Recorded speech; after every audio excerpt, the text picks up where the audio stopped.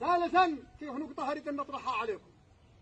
احنا جاتنا من التلفونات الآن من جهم ان الشيخ محمد بن أحمد الزايدي حصل على حادث في طريق المهرة اللي ما نعلش، والحادث هذا الزايدي كبير من كبار اليمن ولا يستهان به، ونريد أن يكون عندكم علم على أساس كل منكم انفوذه واصلة، لا في المهرة ولا مسؤولينها ولا في الجمهورية ولا مسؤولينها.